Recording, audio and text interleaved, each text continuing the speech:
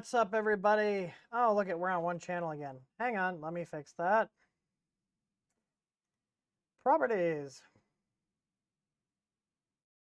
Now let's just turn, there we go, down mix to mono. Don't know why my filters don't work every single time. How's everything going, everybody? I'm gonna go ahead and just get rid of that noise filter because it doesn't work correctly. It's supposed to be mixing my stuff up to stereo, but it doesn't. So anyways, or maybe I could just, what if I just set it to randomly change which channel is on? Would that mess with you guys? Anyways, if you guys are wanting to ask a question, you have to put exclamation point Q in there, in front of the, what's the word I'm looking for? In front of the question. So otherwise it doesn't show up in my thing. So I do have a couple announcements. So we're still dealing with Raspberry Pi shortages. So we're actually putting together, I'm going to pull up the page here. There will be a video posted. I'm not just going to be like, here's some parts, figure it out. We're not Big Tree Tech. So, but I did do a lot of updates to our website, and I just want to point these out because many people are not aware of them. And I do want to actually work on like basically overhauling our website this year, make things a little easier to find and manage. So I'm just going to go, you're starting in, what? Oh, I forgot to turn the giveaway on. I always forget something. Not always, most of the time. We are also streaming out on our Facebook page. I don't see anybody chatting on Facebook, but hey, whatever. We got multi-streaming support here with OBS, so yay! I haven't figured out how to get Twitch working. Anybody know how to get Twitch working with OBS? Because it says it supports it, but it will not let me go live. It's weird. But I digress. So let's just go over a couple of the new things here. I'm going to go ahead and switch over to my monitor. And if you guys are willing to bring your own pie, BYO pie, bring your own pie. Not as good as bring your own beer, but I've had people ask us for this, so I figured, you know what, let's do it. So I'll make a video on assembling the case. It's actually really simple.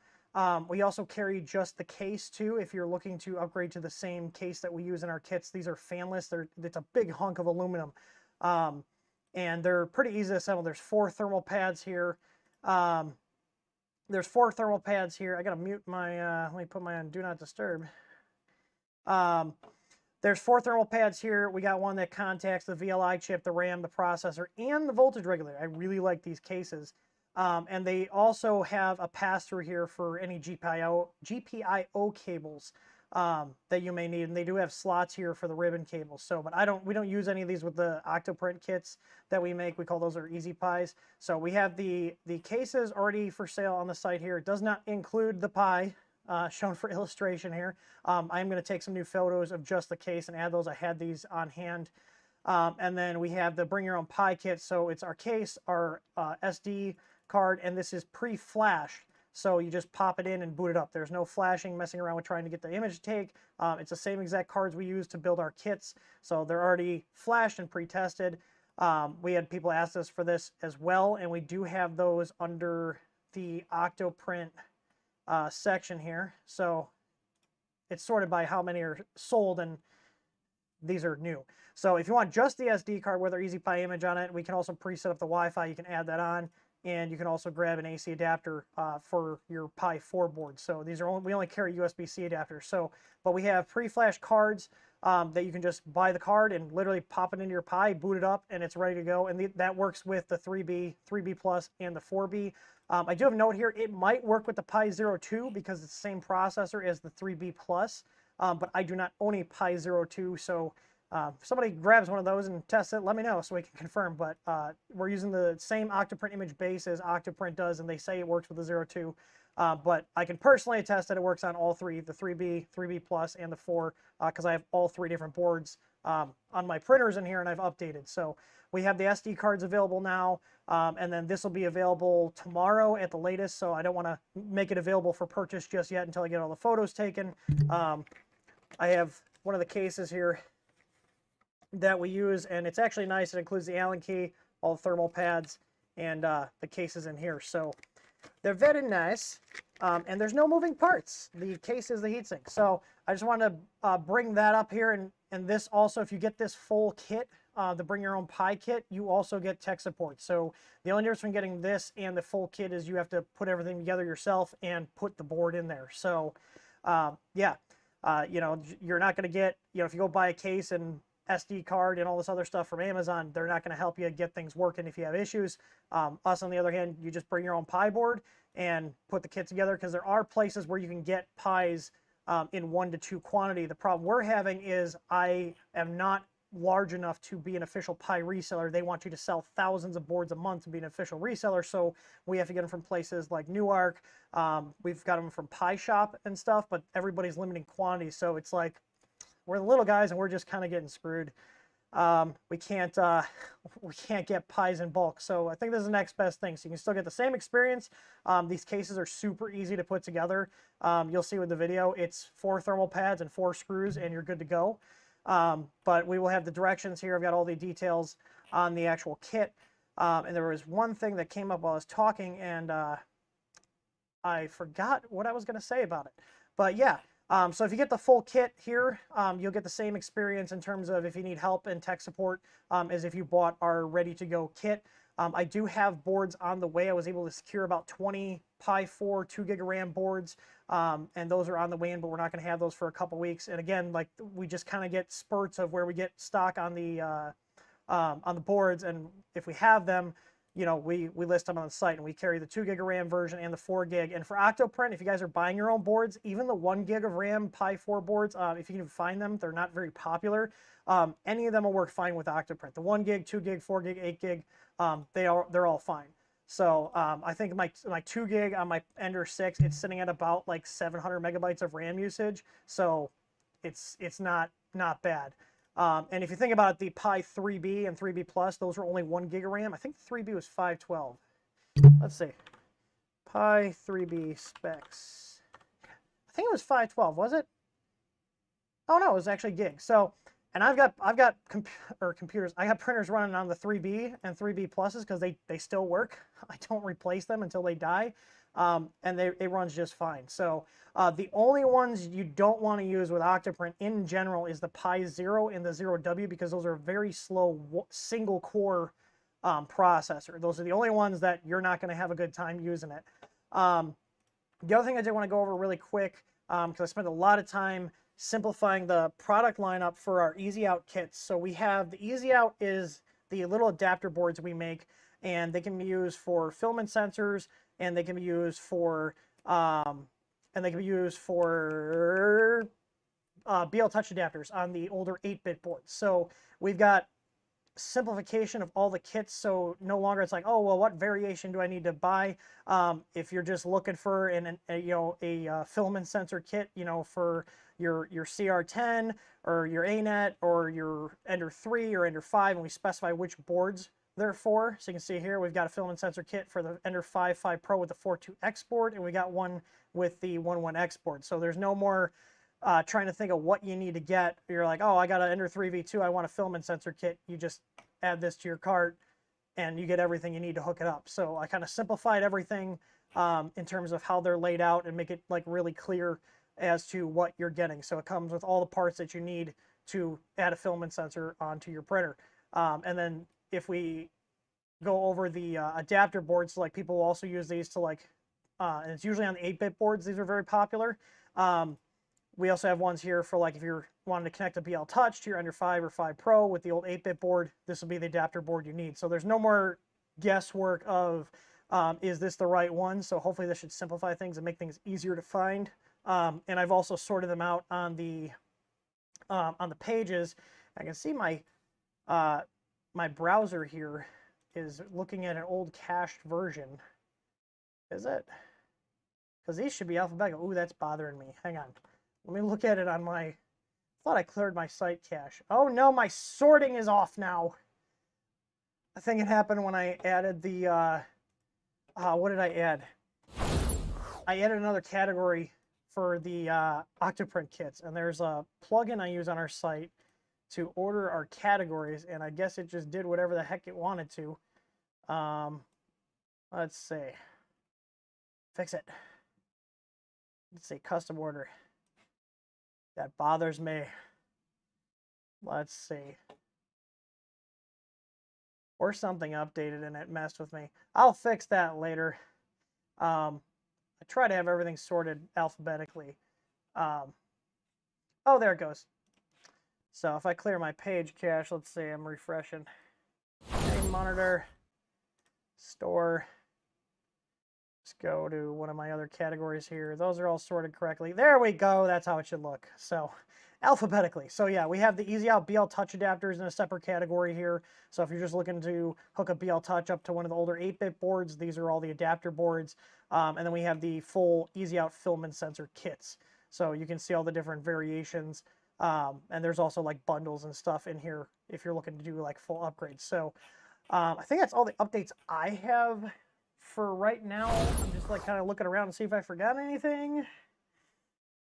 No, I didn't forget anything. I think that's it. So that spent me about 4 or 5 hours yesterday just redoing all those Easy Out pages. And then we got the Octoprint kits on there. Like I said, those will be ready to go tomorrow. So we have the adapters, we have the SD cards, we have the cases and everything. We just don't have Pi boards. So yeah, I'll be shooting a video literally after I get off the stream of putting a board in here. I literally have a Pi 4 gig board sitting here, and I need a Pi for my office downstairs. So we're gonna kill 2 birds with 1 stone and build myself a Pi with our image and everything and all our parts, and then I'll have a Pi kit for my printer at my desk in the basement. So anyways, I'm going to switch over and see what questions we have. We've only got 5 questions in here, and one of them is asking, can I get free points? Let's see. All right. So, Skyboy, will you guys be planning on working on customer printers anytime soon? It really depends. If you're in the area, like I will not be shipping fully assembled printers back and forth. It's just too much work. I don't have a ton of time right now for doing custom printer repairs right now or builds. I'm finishing up an Ender 6 here that's actually going to our local high school. And then I also have an AL4 that one of my neighbors brought over. He was having temp swing issues and even adding a capacitor to the 5-volt rail on the board because those have MKS Gen L like knockoffs on them, and they're known for having 5-volt regulator issues. Teaching Tech actually did a video on that.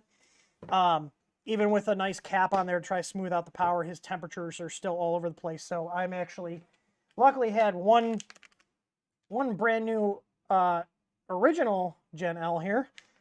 Somebody swapping that in for him so he can get back to printing, because I just did a bunch of upgrades on it. It's built really well, and then the 5-volt regulator is just on its way out. So, but yeah, I mean, if basically if like you got a printer that's down and you don't got time to work on it, and you're in the area, just send us a ticket, and then my team will get over to me. And if you don't mind, like me going, okay, I might get to it this week, it might be 2 weeks, then yeah, we can work with stuff.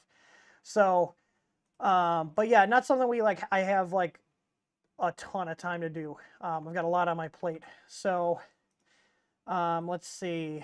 Andrew Osmond said, do you know when you'll get firmware for the Ender 3 S1? I'm really waiting. Creality isn't being forthcoming updates. Yeah, I would not hold your breath about Creality doing updates. I was actually going to stream the S1. It's in the box right there. But life got in the way. So, and I need to get this printer done. So my to-do list today is get the video and pictures taken for the DIY Easy Pi kit. And then I'm going to go ahead and get this wrapped up. And I actually got I also got to take pictures and do video of building the enclosure, because this is getting the first Ender 6 enclosure that we've ever sold. So, and I just got all the acrylic in for those enclosures. I'm just waiting on the rest of the extrusion and the hardware to come in. And then once I get that on here, I'm going to make sure that there's no other fine tuning and adjustments we need to make. But those should be coming out. I should have those ready to go. What is it? Today's the 16th? Probably by... I'm shooting personally for April 1st at the latest for the Ender 6 enclosure, because I also want to put it on mine as well. So anyways, let me see here. So Raymond's asking, how often should maintenance be done on a printer that is run daily for about 10 hours a day? So that's a good question. Obviously, if something breaks as needed, you know, you're going to respond to that. Our print farm tech, Sean, he goes over the printers like once a week, does quick checks on the wheels, the belts, so like making sure all the wheels are not worn, you know, that they're not over tightened, the eccentric nuts, make sure that the belts are tensioned correctly, you know, once a week. The thing is, like, we have, like, our Ender 3s have actually been very reliable, you know, but we do have a lot of our stuff on them. Like, we have our tough tube on them, our tough extruders, our easy ABL, solid bed mounts. They're all running Easy Pi kits, and then the Meanwhile power supplies. And we've also changed the power wire out from the standard like 14 gauge with the XT60s to a 12 gauge. And we actually have really good, we still have XT60s on them because they're in an enclosure. So if we need to pull them out for maintenance, we can disconnect the printer and pull it out. But they've been really good, but they still need maintenance. You know, a lot of people got to remember that, you know, these printers are machines. You know, it's not like, I don't know, it's not like your washer or dryer, like, yeah, those need maintenance, but they don't need regular maintenance like a 3D printer is. I see somebody, Nightcrawler, I see you are asking a question. You got to put an exclamation point Q in front of it. Otherwise, the bot will not pick it up. So, but yeah, I would say at least once a week, go over, check the wheels, check your belts, make sure they're all in good tension, especially if the printer's new. So you got to remember, if your printer's newer, within the first month, I found that the belts, you know, kind of stretch out a tiny bit, the wheels get broken in, and after that, you can probably go every other week or even once a month. You know, it's really up to you. In terms of other maintenance, we'll usually replace the nozzles in our print farm every 6 months just because we've had issues where like the print quality starts going down, you know, it gets built up on the inside, and if you're running them really hard, you know, it wouldn't be a bad idea to just change your nozzles out every so often, because you'd be surprised. Like, I was surprised. I was like, oh, it's a nozzle, it's going to be fine, you know, until it gets clogged or jammed or something. No, it actually does make a difference. Even if they're not worn out, they do get built up over time. So Spasmatic is asking about updates on the Easy ABL Micro. I'm just waiting for the parts to ship. And like most electronics, they come out of China. And they are specifically one of the two sensor suppliers we use. So we have two manufacturers, that we use for our sensors. We have one for the current Easy ABL Pros, and then we have a different manufacturer for the Micros. And they're both based out of Shenzhen.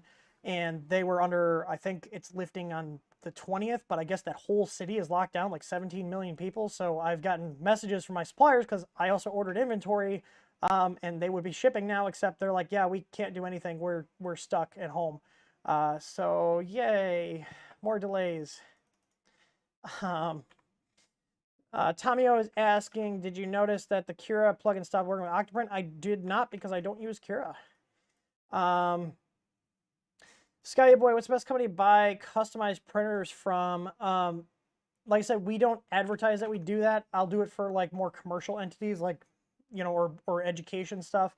But if you were looking for like a Chinese printer with some upgrades, Tiny Machines 3D does do a good job at what's the word I'm looking for? They do a good job at having options on their printers. Now, you can't really go full custom with them, but they do have a lot of upgrades that you can get pre-installed and pre-set up. So, and Tiny Machines in general, if you guys don't mind paying a little bit more to get like a Creality machine, I think they also carry Trundun and Formbot and a couple other Chinese brands, but they literally go over every single machine. So if you basically want, you know, still a good price on a printer, but you don't want to have to deal with Chinese tech support, you know, or just not being able to get warranties on things, then give them a shot. I've bought printers, I bought many printers from Tiny Machines, and they've been great to work with. So, Tor saying in chat, he says he thinks Tiny Machines does do custom builds if you message them. Yeah, shoot a message. All I can say is no. Mears has been thinking about getting a Core XY type printer. I saw G-Tech Me Creator 2. Oh, those are not Core XY, and those are garbage. I'm very familiar with them. They're terrible. But if you want a Core XY on a budget, I really do like the Ender 6. My only complaint with the Ender 6 so far has been the touchscreen, and we have a kit that fixes that. But overall, that printer's been pretty good. The only thing is, so this one's newer than mine. Mine was like the first production run.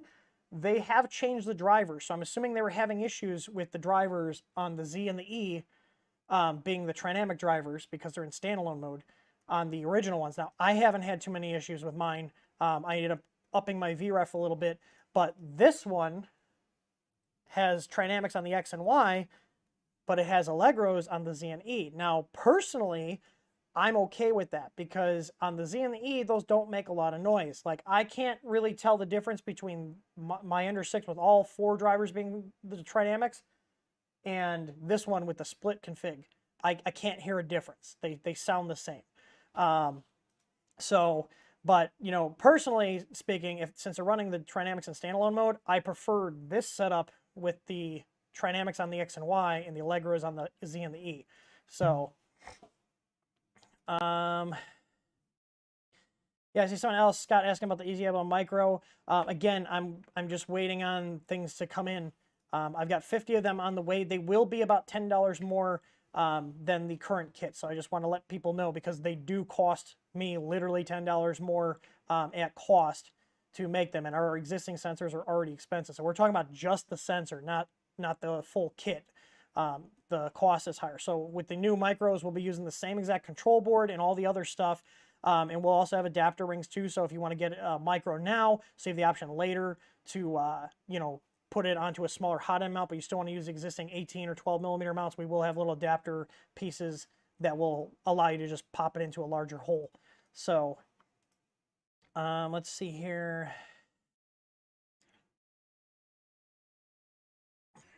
And I'm really sad because I reordered MAW a couple days ago and they sent me an email. They said they're out of the Mythic Melon.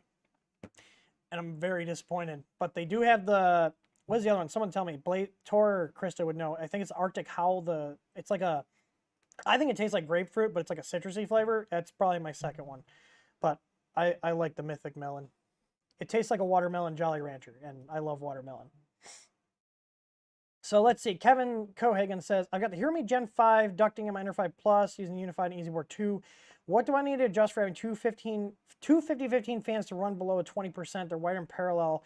Less than 20%, one or the other will run until 20%. So you might have, now most fans will, like, it depends on the fan. So like if you got fans from us, 50-15 fans, our version 1 of our 50-15 fans, those fans had what's called an auto restart feature because these were just good fans that we were sourcing.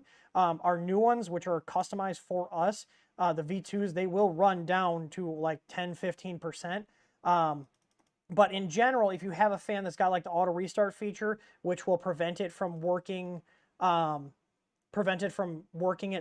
low speeds, like even like we're talking 90%, there is an option in our firmware called fan fix, and what that does is that changes how fast the PWM frequency goes to the fan. So instead of it going like really, really fast on and off, because it's not actually dropping the voltage, it's just switching on and off very fast. And then when you set the fan fix option, what it does is it changes the length of the pulses to be longer with shorter distances. So if you have a fan with like the auto restart feature, it'll work well. So you can try that. That'd be the really only thing. I don't know why I'd be going down to 10% or 20% on your layer fan. I feel like at that point you might as well just turn it off. Like I got Bertha with 2 of our older fans on there, and I have to use fan fix on there, and I can go down to about 10-15%, but it's also, I'm trying to think how to explain it. So because with a fan fix, it's doing not as rapid pulsing of the PWM signal. So you're technically on your screen, you're getting, you know, more percentage adjustment, but the fan is also going to spin at a slightly faster rate. So like, just, this is all hypothetical. So let's say like 50% normally, your fan's running at like, you know, 1,000 RPMs or whatever. And then fan fix, it might be at like 1250 or 1500. So it's all just playing with it. You know, and certain fans too, once you get below a certain PWM range, and if you put a multimeter on there, you can see how many volts it's roughly getting. It just might be too low to run the fans, and that's just something you might have to live with. It is what it is. But at 20%, most fans are not going to be putting out much air at all. It'd be recommended to just turn it off at that point. Let's see. Any idea when more coax colors become available? I love coax more. I use it. I'm printing with PL and ABS now. I don't have plans to add more ABS because like we have black and blue in there, and we literally sell black, and I think like 2 rolls of blue have been sold. There's not many people that purchase ABS because you need an enclosure. And it's, you know, I like ABS. I print with ABS. I've got 3 enclosed machines behind me. I went to go play with my pallet, and my scroll wheel rubber was all like dry rotted, so I will be playing with the pallet more once I get those parts. But luckily their support was good. They got back to me. But yeah, I don't plan any more ABS colors to the lineup just because it's not very popular. I would recommend going directly to their site. It's cox3dllc.com. And they have a lot. They have their full selection. They don't even have that many. They don't even have that many ABS colors to begin with. And they did. If you guys are liking nylons, they have. So I'm going to point this out. So they have. You see, they have these DuPont filaments here. They were the ones who extruded the filament for DuPont. Now, they came out with their IDEX, and I have all 3 of these here. And so does my print farm guy, Sean. If you guys are looking for nylon that's really easy to print, I highly recommend it. Now, it's expensive, but it's really good stuff. So I have both their glass filled and their carbon fiber filled and their natural, and they did send it to me. I was in their testing group. The stuff prints awesome. Like, I was able to print it on my Ender 6 with no enclosure, just a higher bed temp.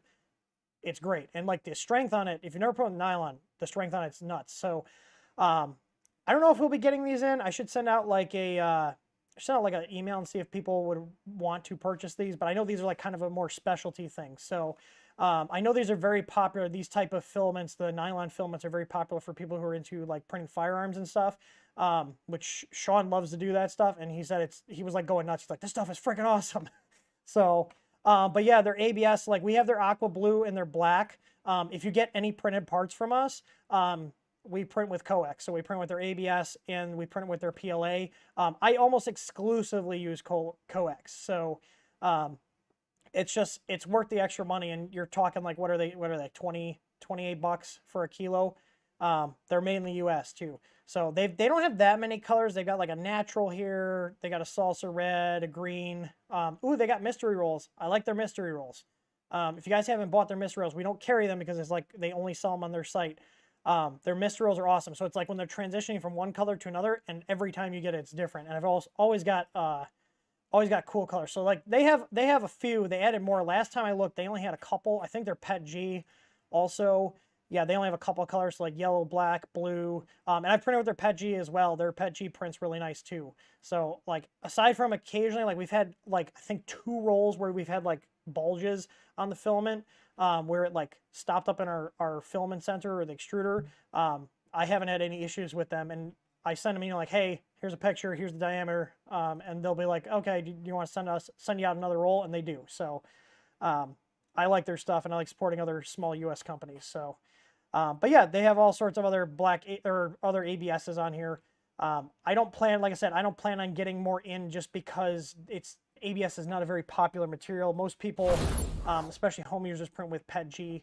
Yeah, I haven't had anybody actually request for any other ABS colors. So, 3 experience. ASA versus ABS. I keep hearing ABS can be toxic. So I've heard that ABS, because like it is a stinky filament. Now here's the thing. I print, like we have our print farm. We have a dozen machines printing ABS. They're all enclosed. And like if all of them are going, you might be able to catch a whiff of the ABS smell. But from what I understand, and I'm not an expert on particulate matter and whatever all this other stuff is, so I've heard people say that it can be toxic. I've been around it for years, but I also do have HEPA filters just in case in my office here, and we have 2 of them in the print farm. So to give you an idea, our print farm is about 600 square feet. We have 2 units in that room that are rated for up to 2,000 square feet. So, but like even in here, unless I open the enclosure, I don't even catch a whiff of ABS. So, but ABS is a good material. The thing is, you just have to have an enclosure. and run a high bed temp. So like for ABS, for coax, I usually run 245C on the nozzle. So if you're running a stock hot end, it would be recommended to swap the PTFE tube out. I use our tough tube, which is rated up to 275. Most of the stock milky white PTFE you get with the printers, once you get past like 235, 240C, it'll start breaking down because it's just very cheap PTFE. It's fine for PLAs, but even PET Gs, I've had PET Gs I've had to print at 255C. But I do like ABS. If you have an enclosure, ABS is actually a really nice material to print with. So, yeah, I've seen people do like charcoal filters or like a recirculating filter. It's not going to hurt. You know, they also have, I think, printed solid carries what they call the BOFA filter, BOFA. Not trying to make a joke here, but that is like a recirculatory filter system. So you have two hoses, one pulls the air in and the other one puts it back in, so it recirculates. But you're talking $800 for those filter systems. They're not cheap. Tom said, if not Cure, what do I use? I still use Simplified 3D. Maybe an unpopular opinion, but for the workflow here, it works great. And I probably will be buying the new version when it comes out. I've heard that they're working on a version 5. There's been rumors. I don't know when it's going to come out. I'm not holding my breath, and I honestly really don't care. I'm not itching because it works. But there's so many slices out there. Use whatever you like. I like S3D, but I don't care what you use. Let's see. Kyle's saying, every so often when I heat my AC heater in my S5, it trips a breaker I put in line before the SSR. The breaker is rated at 15 amps. So it could be a couple of things. The first two things that come to mind is, one, either you have a short in the wiring somewhere and it's tripping it, or the breaker is bad. So if it was me and it was happening, I will show you guys these. They're very cheap, and I'm a big fan of having these around if you got extra like 20-30 bucks to spend. Primo, move your butt. Spit butt. If I could remember where I put it, it should be in this drawer. Oh, it's on my desk. Because I was using it to recalibrate the new firmware on the easy plugs. So these kilowatts, these are awesome. Now there are knockoffs of these. I've had the knockoffs. I've returned them. Spend the money and get the real one. It's KILLA watt. Okay, looks like this. These are fantastic. So if that was my printer, I would be plugging the bed into this plug and seeing if it's actually pulling what it says it is. So like, I'll show you an example. So I'll plug this in. Let me fire up my other camera here because they're really cool. I love test tools, and the thing is, like, all this stuff is relatively affordable. And I don't think, like, I think I paid $30 for this. Let me see here. All right. So let me switch over to RPM 2.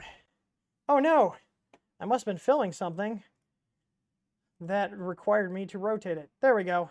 Now we're not in Australia anymore.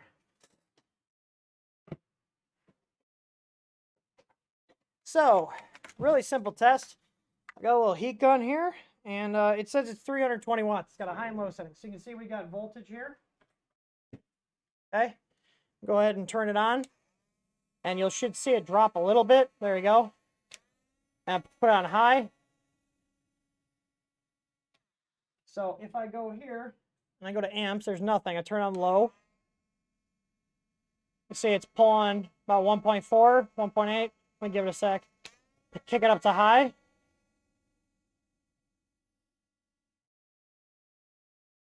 So these are really nice. You can also see the wattage.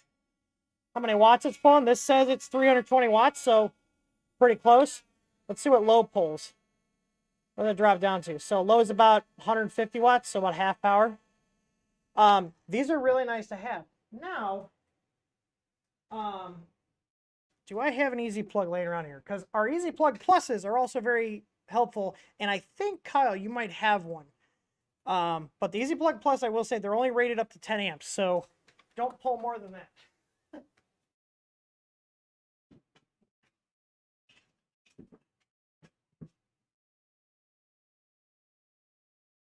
We are actually out of stock on the Easy Plug. I thought I grabbed one when we had like one left, and I can't recall if I put it downstairs or not, because the Easy Plug Pluses also do power monitoring. So they're not as accurate as a kilowatt, but they're accurate enough to give you an idea of what you're pulling. Where the hell did I put my plug? Oh, it's right here. All right. Let me plug this in.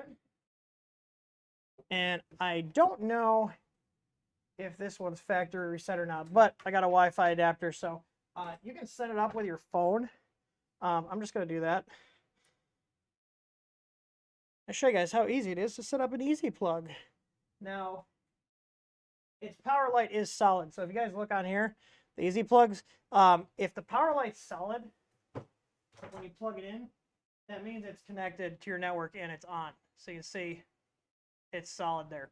Now, if you ever need to reset your Easy Plug, you can actually just do this. This is how I reset them. So 1, 2, 3, 4, 5, 6, and leave it on the 7th time. So you probably couldn't hear it, but you can hear the plug relay click on when you turn the power on, and on the 7th time it doesn't. So right now it's actually factory resetting itself. But I'm going to show this really quick because it's pretty easy. So if you get the plug and we go here, focus, you fuck. All right, so you can see here we got our Easy Plug network. It's going to tell me I need to authenticate or sign in. See, sign into the network. And this will take me to the web interface, and I can put this on my network. And I'm going to put on my IoT network, so let me type my password in.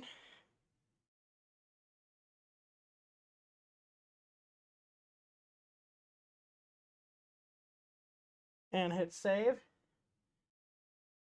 And now it's going to try to connect to my network. As long as I didn't fat finger the code, there we go. So 172.16.213.161. So that's my IoT subnet. So the cool thing is, come back over here. Oh, 172.16.213.161, and boom, we have our Easy Plug. So if you also have an Easy Plug here, you can go ahead and use that to give you an idea. So let me plug this in, and you can see here. So we're reading 121 volts on the Easy Plug, and we're at 120 point change on the kilowatt. So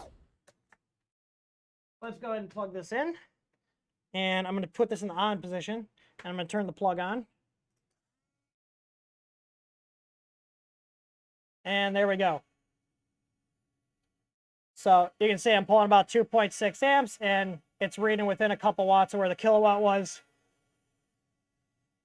And I can go ahead and turn it off here. And yeah, so if you got Easy Plug Plus with the power monitoring, if you have the regular Easy Plug, which we don't sell anymore because they weren't very popular, it does not have the power monitoring. But if you got the Plus, like this, you got the power monitoring. So you can get your watts, your amps, even your power factor too. If you guys saw this, it was a power factor of 1 because it's a resistive load. But anyways, yeah, I would check to see if it's actually pulling that. If you got something like a kilowatt or like a power monitoring plug, like our Easy Plug Plus, see what it's pulling. Those beds, I think, might be right at the upper limit of what our Easy Plugs handle. They're officially rated at 10 amps. That's what the relay is in there. So if you're pulling more than 10 amps, you're probably going to kill the relay. So do not put a bigger than 10 amp load. But the kilowatt, I think this is rated for, what's the max on here? 15 amps is the max current on the kilowatt. So yeah. But yeah, when we actually calibrate this, I use this to calibrate the firmware settings for our Easy Plug. So these are very, very nice devices to have. So there we go. We went a little segue about power monitoring and checking things. So yeah, just check the current to see what it's actually drawing. And if it's not drawing more than 15 amps, I'd also move your bed wires around to make sure nothing's shorting and you have like an intermittent short where it's causing the current to spike. I would probably just say replace the breaker. It's possible that breaker could just be defective. Yeah. Or just replace the breaker and see if it keeps happening.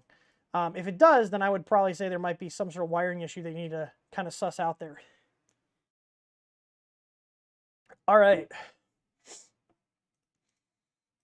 Casey Sweet is saying, any suggestion on getting started with IDEX printers? I can't offer any advice because I don't use any IDEX machine. I don't use any IDEX machines. Maybe somebody can chime in. If not, check out our Discord server. We have a lot of very, very helpful nerds in there. I'm gonna go ahead. Where is that? I'm gonna type it. ! Discord, and then my bot will go ahead and post it up here. All right, so Ledlover, that's a username. My printer stops printing after the purge line. The hot end lifts up, and then all the filament is extracted. Easy able installed and include your starting and ending G code in my Keras slicer. So, is there anything showing on the screen? Hopefully, you're still in the chat. Is there anything showing on the screen when the filament is extracted? And also, are you using an Ender 3 V2 with older firmware and the Ender 3 V2 LCD, not the 12864? Because there was a bug with the LCD firmware on the Ender 3 V2 on an old build where it would cause the extruder to just randomly back out filament. The other thing too is if it's lifting up, and that's why I'm asking, what does it show on the screen? If it's lifting up and backing the filament out, it sounds like it might just be going through a filament change procedure. So if you've checked and made sure that your G code that's being printed doesn't have an M600 in there, maybe you have a filament sensor in maybe you have a filament sensor like option enabled in the firmware and you don't have one, or you forgot to load it. Because I have had where and it was mostly on older Marlin builds, where let's say you start a print and you forget to put it through the sensor, it'll start and then it'll go, oh wait, the filament's out, and then it's gonna go through the filament change procedure. Lunlover, I have no idea. LNLVER, yes, this is your question. What does it say on the screen? Because if it doesn't say like a filament change on the screen, then that would indicate that there's something with the G code going on.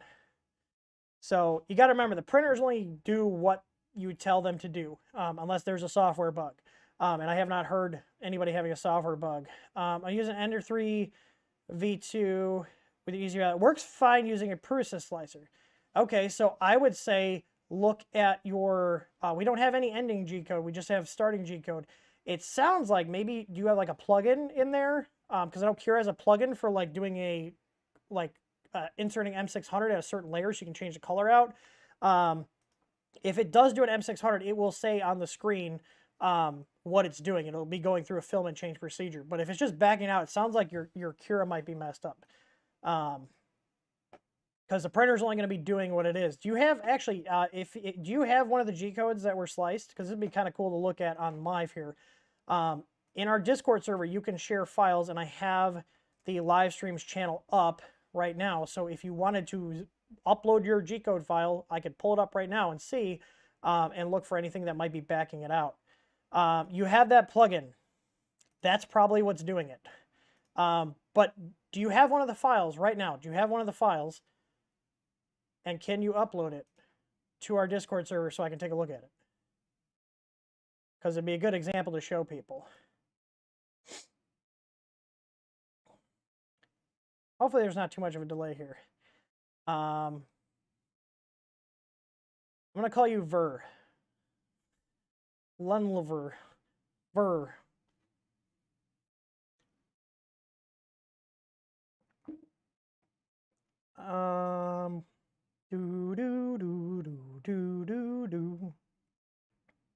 Do you have the G code? Can you send me the G code? Boris wants to reveal the G code.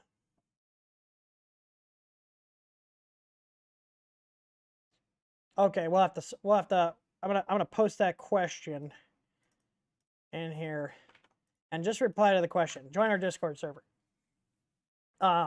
Post it up in there. We'll come back to it. Mirrors 51. Did you mention coax Nilex? What hot end temp and bed temps did you use? If memory serves correct, it was 250C on the hot end, and I did like 80 on the bed. I can ping Sean and see what he used. But his prints looked freaking gorgeous. Discord. Join our Discord server and go to the live streams channel. The Discord link is in the video description below. Below me.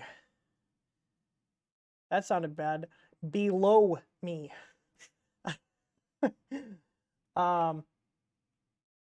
There you go. That's a direct link.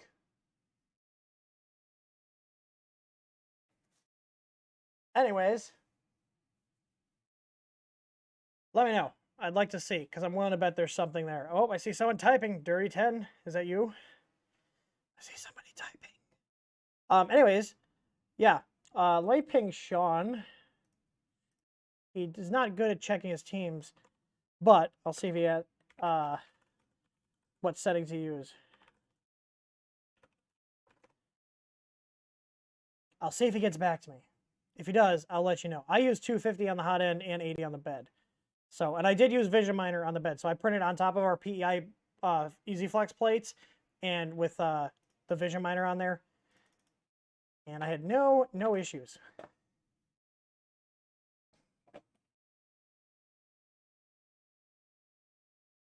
Oh yeah, Tor, if he doesn't have live chat, he can, or if he doesn't have Discord, he can send it on our live chat. Yeah, we have live chat.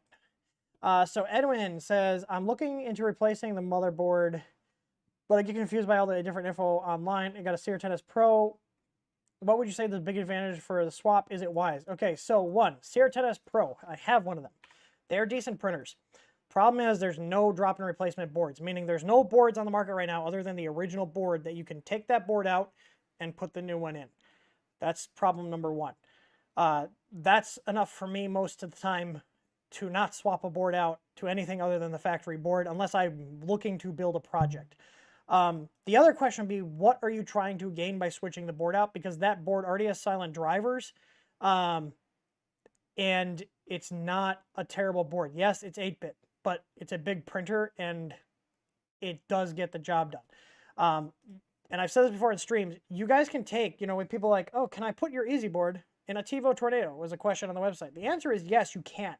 The further elaboration on that is, how do you want to spend the time to do it? Because when we talk about drop-in boards, and like this is where boards like this really shine and why people really like these boards that we sell, is because if you have a Creality or certain Soval printers, and certain Creality printers, the CR10S Pro is not one of them, we've designed this board so all the bolt holes and all the connectors and everything line up with the factory board. So you take your old board out, you put this one in, hook it up, and you update the firmware. This could work with a CR10S Pro, but you would have to then make an adapter, whether that's printing an adapter or, busting out the Dremel and drilling some holes and putting some standoffs in to mount this, and then making the connections. Now, sometimes the connections on most printers, they just all line up and you can plug them directly into a new control board. Other times you might have to be cutting ends off and crimping new ends on and adapting the existing connectors to fit the new board. But it's really how knowledgeable are you, and I'm not trying to sound like a dick, just full disclosure. But some people try to undertake these undertake these upgrades and they don't realize how much they're getting into. Now, I can basically put any board into any printer and get it to work. But I've been doing this for years.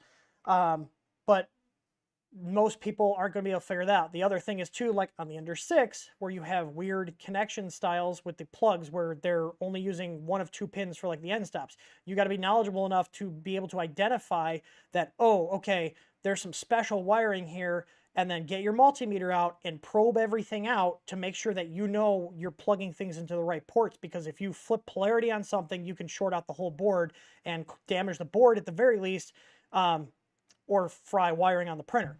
So, it's a balancing act. I'm seeing if Edwin replied here. Edwin says, I feel like if we get limited because the 8-bit would maybe be Clipper with a via Pi solution. So Clipper, I don't hate Clipper, but I don't think it really, it's a tinkerer's firmware. It's cool, it's bleeding edge, but at the end of the day, Marlin works for everything I do. But Clipper's original purpose was to take these 8-bit boards and basically just make the processors be a dumb thing that just listens to the Pi. So you can harness the power of the 32-bit processor on the Pi while still using your 8-bit chip, and that 8-bit chip isn't doing any heavy lifting. It's just sending signals to the steppers, it's getting end-stop signals, it's reading the thermistors, it's turning MOSFETs on and off. It's not really doing any thinking, so to speak.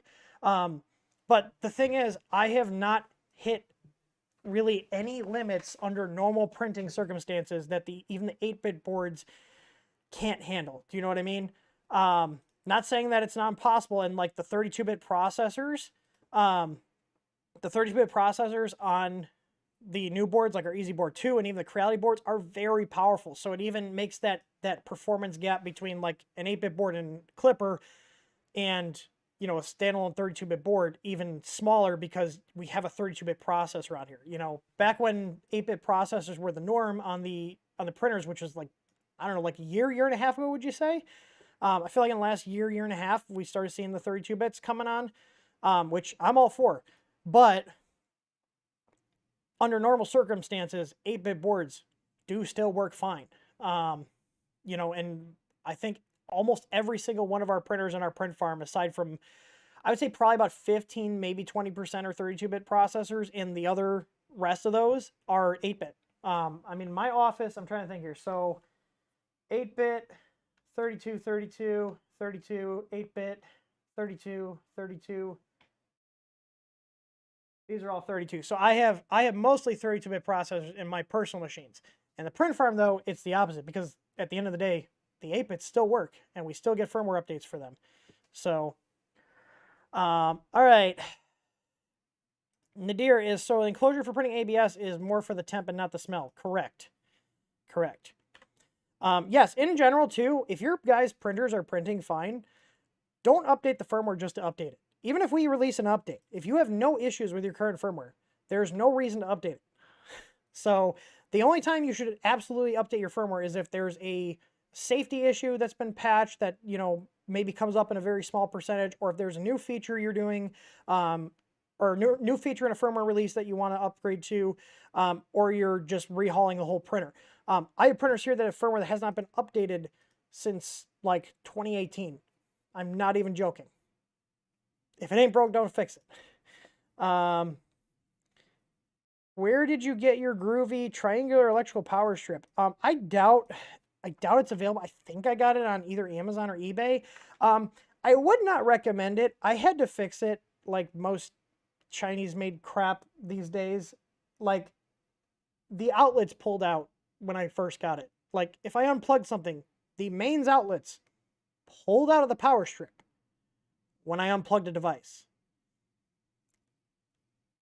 Yeah, I almost got shocked. I pulled the thing out and I glued them in there. But yeah, I'll look. Maybe they fixed it, but I don't even know. I'm looking here. Power strip. I've had this for a while. I think I had this back when I was living in Illinois. Like, we're talking like 2018. Yeah, it was rough, but they gave me, I think it was like $50. I was like, listen, I can either send this back or I'll fix it. I don't feel like sending it back. And I think they gave me like a $30 refund, so I think I paid $20. But this one, I will post this as a little Amazon affiliate link. If you guys do shop on Amazon, which most people do, and you guys want to support the channel, we do have an Amazon affiliate link in the video description. So if you update your bookmark to ours, then we get a little commission for anything you buy, and it doesn't cost you anything. So I usually use my Amazon affiliate stuff to buy a lot of like the DIY like smart home stuff, and like any random projects you've seen with like ESPs and stuff. I usually use my affiliate like rewards or whatever you call it to purchase those. But I linked one here that we have in the shop. It says I bought this in August 2019. This one we've had no issues for, and people use it, and it's been beat on. So this is the one we have in the shop here. So you can see here, August 20th, 2019. It's a nice little strip. I'd probably get this one if the other one died. But like I said, I had to glue it up. I'm trying to see. Oh, I did find it here. Do they still sell it? It is currently unavailable. Yeah, I figured as much. The one thing I will say, this is why I put up with it. I forgot about this. So I use this on my testing bench. This is why I fixed it instead of just sending it back, is because it also has an Ethernet jack on here. So I have that plugged into my PoE switch that's under the desk when I'm testing Pis and stuff. I have a network jack right there. And if you notice, if you looked at the screen or looked at the camera on mine, you'll notice my network jack's on the right. So I actually moved it, because if you look at the product photo, it's right next to the, it's right next to the USB, but these actually slide. So it's a cool idea, but yeah, these pulled out originally. So I wonder if I left like a bad review on here or whatnot. Let's see. Most recent. Oh, here we go. Oh, I didn't even mention the ports pulling out. Oh yeah, the USB board was not even soldered. Yeah, the USB power adapter. So yeah, I took it apart and fixed it. But yeah, we'll not spend more time talking about a power strip. I do like it, but ugh. It was bad. Again, like Big Tree Tech stuff. Cool ideas, poor execution because of cost cutting. PAB TV, can the unified firmware support firmware control? What do you mean by firmware control? Nadav is asking, can I order spare parts for the TH3D screwdriver? So we do have some kits that are just like parted out for like warranty replacements. Send the support team a message with what you're looking for. They might be able to. I know we have a couple.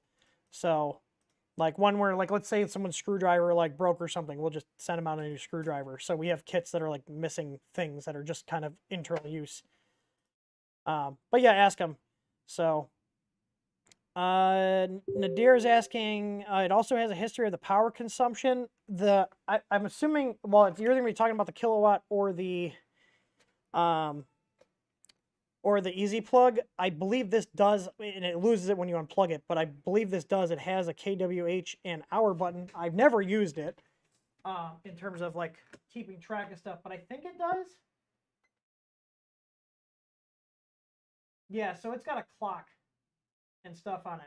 I would pull up the manual. I literally just use it for seeing how much stuff pulls, and like in this case, so when like the reason we have you use our firmware with the easy plugs, our firmware is just Tasmota. It's not heavily modified like our Marlin is. We just add our template settings in for the different products, so like the easy plug, the easy plug plus, and soon to be the easy bulbs. But other than that, it's not heavily modified. So, but one thing I do is I pre-program the calibration for the US voltages. So this for US and Canada. So, 110 to 120. So when I do that, I actually plug this into the kilowatt. I have a 60 watt incandescent bulb that I plug into here.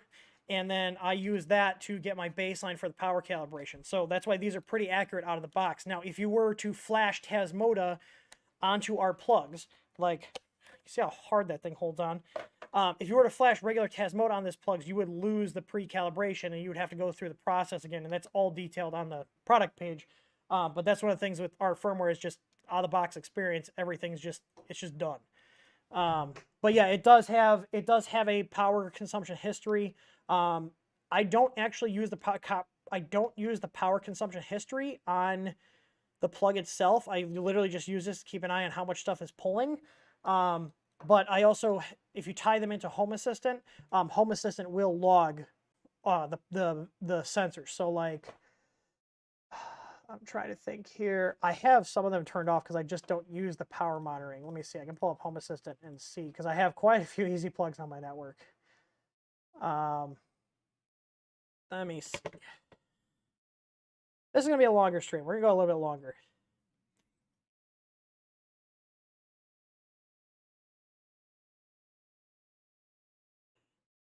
This was a regular easy plug. I think my logo light is a plus. It is. It is a plus. All right, so here. The logo behind me. This right here. Watch. Okay? Connected to this is Easy Plug Plus. You can see here it's feeding its data back to Home Assistant. So this is actually in Home Assistant. You see here I have it on my IoT network. You can also click here. I'm using the native Tasmota integration. You might not be able to see it. There it is. So, but I can go to the device page here and you can see what it's currently pulling. So it's just a little wall wart that's plugged into there. So it's nothing crazy. Oh no, I'm not on my latest own version of my firmware. I'm going to update it. We're going to update it live. Let's see. EasyPlugPlus.bin. Firmware upgrade. Go ahead and download that. Let's upgrade it.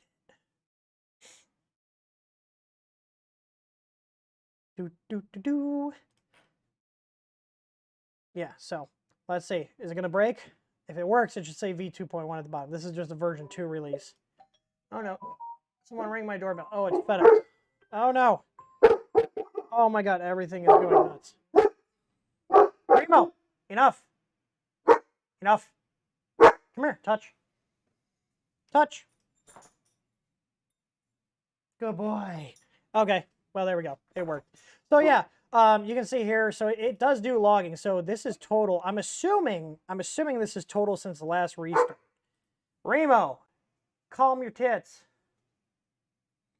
Let's see. Let's restart it. But anyways, you can see like Home Assistant does log the energy here. So if I go show more, let's just go back. I cleared my database recently, so I'm going to have like a gap. I think I cleared it after the last stream, to be completely honest. March 1st, yeah. So, oh, that's energy today. Hang on. Energy total. Show more. Like I said, I cleared my Home Assistant database. So yeah, it doesn't have anything going. I think I cleared it like, it was after the last stream, probably. So yeah, the 9th. I cleared it, I think, on Friday, because my database was getting huge. But anyways, yeah, so this integrates with Home Assistant. You got all the settings in here. You can see the current and all the other fun stuff.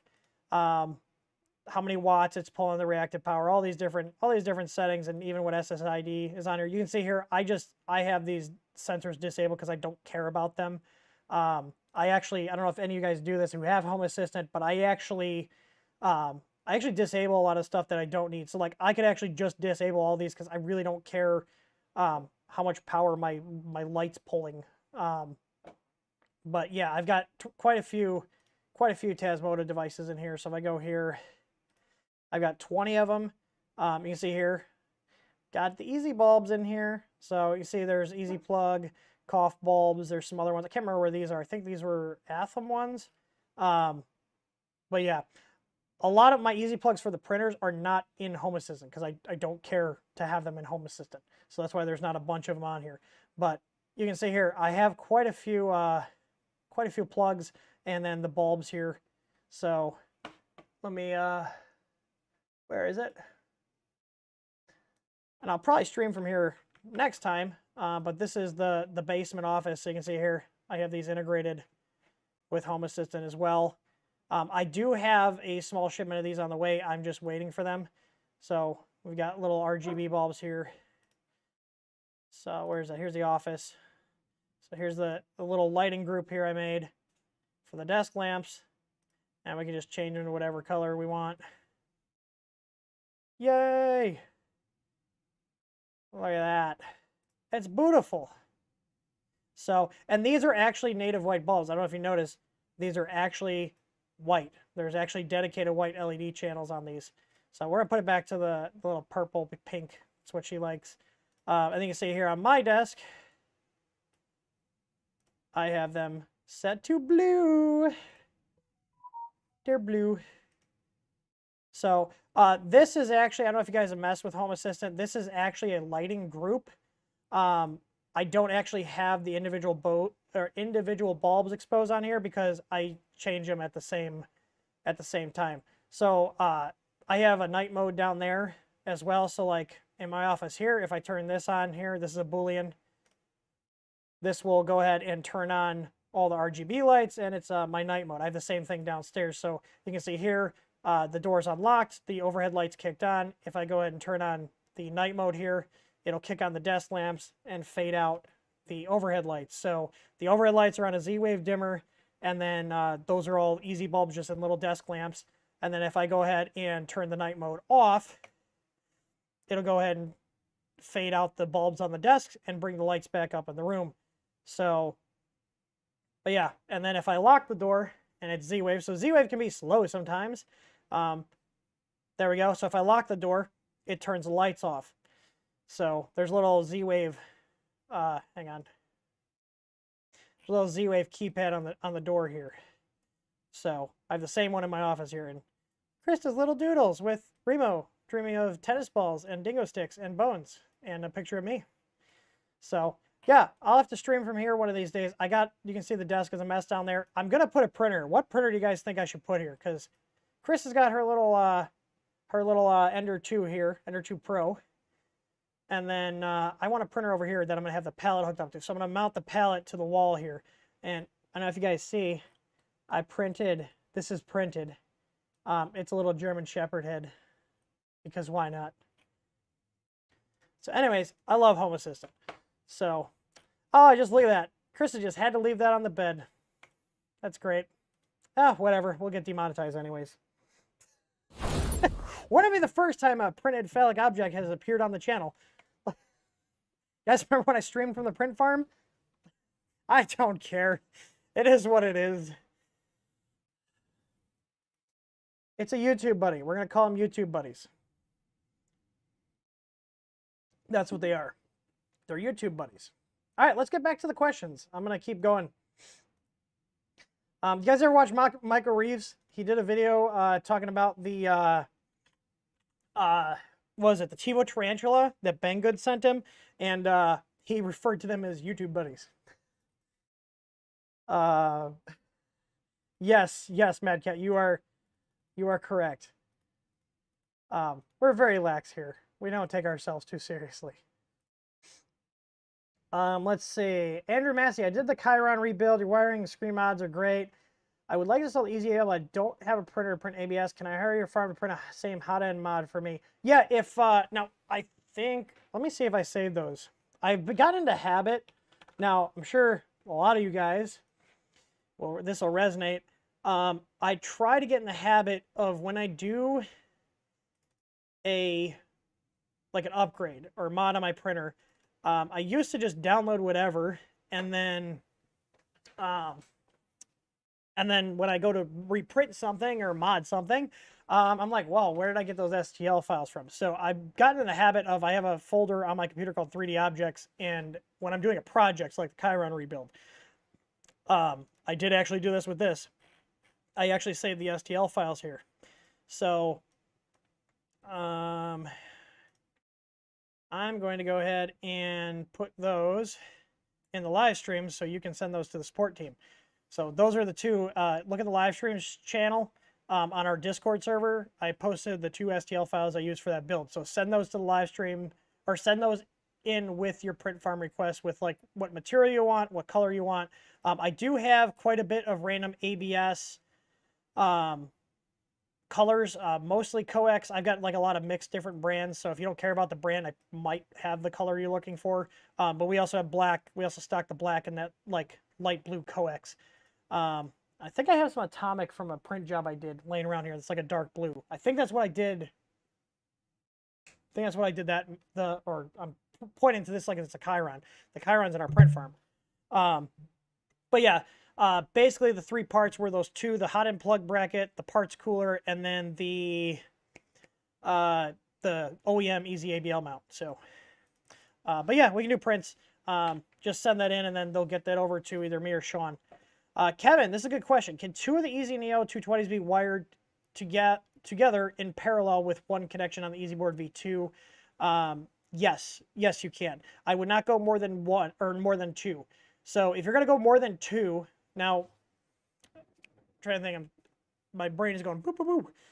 So you can, in theory, add as many strips in parallel as you want in terms of controlling them. So on NeoPixel strips and our Easy Neo specifically, you've got 3 pins. You've got your ground, you got your 5 volt, and you got your signal. So let's say you want to add 4. You said you got a 5 plus. Maybe you want to put 1 in each corner, okay? You could do that. You would wire all 3 of the signal pins together, okay? So, or all 4 of the signal pins together, or wires coming from the strips, and put them onto one connector, and then use an external 5 volt step down. So Ender 5 Plus, that's a 24 volt printer. You could go from the 24 volts to the 5 volts. Now we do have a universal adapter. I think it's rated 1.5 amp. Let me double check that here. I'll make sure I'm giving out the correct information. Can't remember if it's 1.5 or 2. It's 1.5. So we have preset ones that we call them universal power kit. They're like $5, so you would need 1 per strip, but you could drive 2 of the Easy Neo strips off of the 5 volt output on the EasyBoard V2. The EasyBoard V2 has a 3 amp onboard regulator, so you could do that. Me personally, if you're going to drive like 4 strips, I would probably just get a step down from somewhere else that can just do all 4, so like a 4 or 5 amp output, and just do that and run them all from the separate power. But when you wire NeoPixels in parallel, like on the Easy Neos, you've got 15 pixels, I think they have. Are they 15 pixels? I want to say 15 is what I remember. So I have it here, 15? Is it 15 pixels? Yeah, 15 pixels. So starting from the plug and where you inject the power in the signal, if you have a bunch of them connected in parallel, when you tell pixel 1 to turn on, it's going to turn pixel 1 on all of the strips that are connected in parallel on at the same time. If you tell them all to come on, then it'll turn all of them on all the strips. So they're not aware, and neither is the board, of how many strips are connected to it. It's just listening for that signal. Like I've got a lot of NeoPixel projects, like the rep box there, that's got NeoPixels in it, like the strip type, and it's connected to an ESP board. The lights here on my printer rack are NeoPixels connected to an ESP board. That is, I think, 130 pixels. It's like the tape strip. And I have a love-hate relationship with those because the backing always sucks on them, so they've fallen down I don't even know how many times. But those are 5 volt, and I actually had to inject power at 2 different ends, and I'm running a Meanwell 350 watt 5 volt power adapter. Now, they also make 12 volt strip lights, but the problem is the strip lights, while they're cheap, they run hot and they don't last. So I've replaced these strips here 3 times since I've been here in 2018. So like I've had pixels fail on these, and on the 5 volt ones, if 1 pixel dies, so let's say pixel number 60 dies, everything after pixel 60 is not going to work. I do have 12 volt ones that we were looking at selling, because I'm going to, like I said in the last stream, I'm in the process right now of kind of curating a collection of different stuff. Like lighting things are for sure going to be that, but like a lot of stuff for DIY control for LEDs. And there are 12 volt NeoPixels. So, and they have a backup data line. So if 1 pixel dies, it'll jump that pixel and go and continue on. So yeah, you'll have 1 pixel burnt out, but the rest of the strip will continue working. And the key to long life on like the flexi roll types, I have some, I think they're all downstairs, is mounting them in an aluminum channel. So if you mount them into an aluminum channel, the issue with the heat that kills the pixels goes away. That's one of the reasons why we did with our Easy Neos, it's on a PCB, and that PCB has got high copper count, so that whole PCB is the heatsink, so they should last a long time. But yeah, in short, yes, you can wire them in parallel. I'm sorry, I have ADHD, so it's kind of hard for me to stay on track sometimes, especially when it's talking about stuff I'm like passionate about, like all this tech shit. Gregory Crouch, hey bud, let me swapping your board out in a couple days here. Here's what I was saying. I've got the AL4 that I'm doing a repair on. Here's your board. Remo, hang on, I gotta yell at the dog.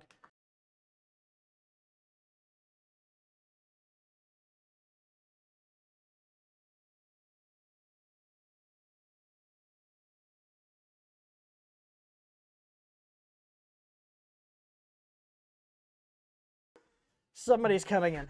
You're alerting the horde, Sean. Hey, I sent you a message. What print temps did you use for coax, the Nilex? Come on. Come on. I think it was like we're live. 275, 280-ish. You printed that hot? Yeah. I was printing like 250. Really? I was printing it hotter. What bed temp? I was at 80. I think I was at about 82. Okay, so Sean was just cooking the shit out of it apparently. I cooked the shit out of it. Your print looks good though. Yeah, they did. I printed a couple benchies, but I smashed them because I like smashing nylon with a hammer. Have you ever smashed a benchy with a hammer that's nylon? It's really hard. It's fun. Like I was trying for maximum layer adhesion. Yeah. Oh yeah. So yeah, he said he printed it real hot. There we go. I don't know if the guy that was asking about the Nilex is still in here, but there we go. What can I help you with? Oh, you're just saying hi? Well, you can make an appearance on the stream if you want. Well, yeah. That's why Remo was barking. Yeah. So if you got any printed parts from us, Sean probably touched them. Yeah. Do you have your printed Glock on you? I do. Ooh, fancy. What is that? The 17 or 19? This is 17. Fancy. I gotta do that. Oh, fancy. I'm assuming it's loaded. It is, absolutely. All right. Yeah, Sean's the guy that 3D prints firearms, and I really want to. Should I print with the Nilex I have? Should I print? I mean, you can should I print the gun frame with it? PLA. Yeah. So, freaking awesome! Yay! If they want to see the inside. Yeah, do you want to go ahead and knock it down? I haven't taken mine out. I already cleared it. Yeah. It's freaking awesome. I am surprised. How many rounds do you have through this? I don't know. 500, 600. 600? Yeah. Yeah, Sean likes printing firearms. It's awesome. So I gotta do it. I'm gonna have to talk to you later because I want to just buy a kit. I'm assuming they sell kits with all the metal inserts and shit. I'm sure somebody does. Yeah. It's sourced just from all over the place. Yeah. Gotta do that on a stream. I will totally build one on stream. I think that's cool. It's just cool. Yeah. Well, I mean, for those style guns, the bottoms are the real ones are polymer anyways. So, but yeah. So let's see here. Steve Cruz says problem connecting a Discord site for the community link. It says invite. What? Is it legal? We're in the U.S. We can do that. I cannot sell them, but I can build one for myself. Yeah, you can build your own stuff, but you cannot sell them. So if anybody ever asks you, like the dead serious here, if anybody ever asks you to print a firearm from them, tell them no. Tell them to go buy their own printer and do it themselves. So, also they probably would be offended. Can you print me one? Some random guy asks you. It's probably someone trying to set you up. But the answer is always no. You can print stuff for yourself, but you can't do that because then aren't you classified then as like a gun manufacturer or something like that? I don't know what that would be, but I just know it's a big no thing. Yeah. I'm gonna check my link. He said the Discord link doesn't work. It works. I just hit it in my browser. It does work. Interesting. Yeah. Well, I'll see you tomorrow. Yep. You have fun. Todd says, I've got an Ender 6. I have all the parts to upgrade the screen and your firmware. However, it's pretty perfect. I'm hesitant to mess with it, so I bother with upgrading. It's up to you, man. If it ain't broke, don't fix it. But, like, if you're going to want to start adding other stuff on, like auto bed leveling and stuff, I would say do it. This is a brand new one that's going to the high school, and I've already swapped out the screen and stuff. It's really up to you. So, I was going to say,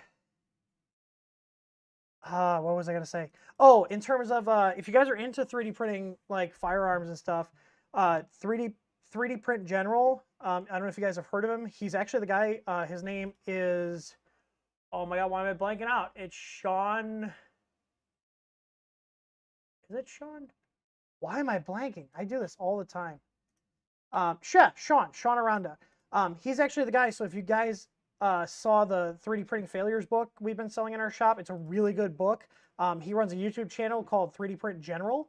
And if you guys are interested, like his channel in general is really good, but he's been heavily getting into 3D printing like firearms and stuff, and it's a lot of fun.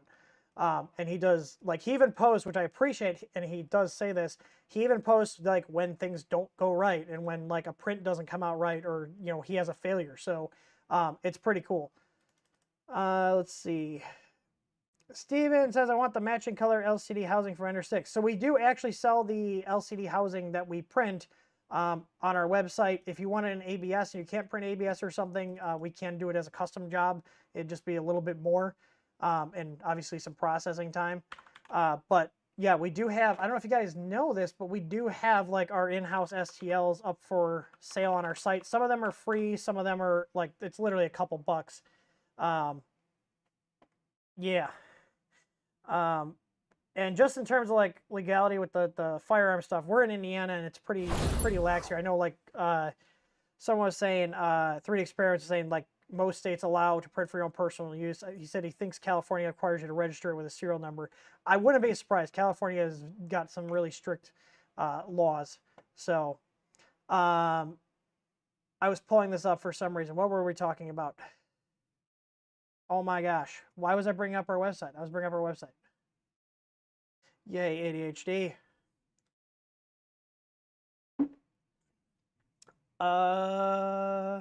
Someone help me out.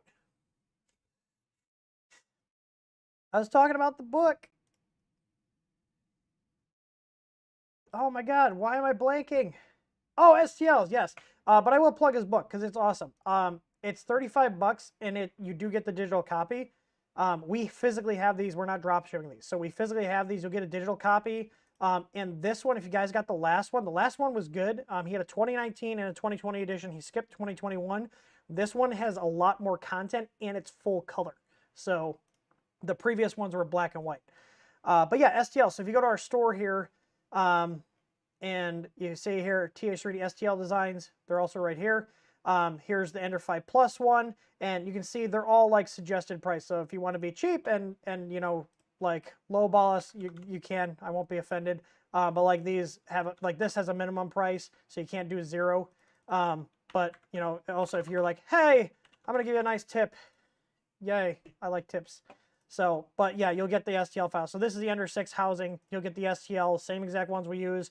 I also have links here to what screen it fits. So like it works with this screen, and also the screws we use. So if you want to print your own and you don't want to have to figure out what screws, we literally have the screws for $2 for 8 of them, and all the recommended stuff. So, and this is for personal use only. So for, you know, your home users, or you know, as long as you can't sell prints or resell the STLs. So like we actually have designed these.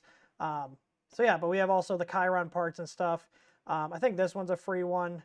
Yeah, you can do $0 for this one. But this is all stuff we print.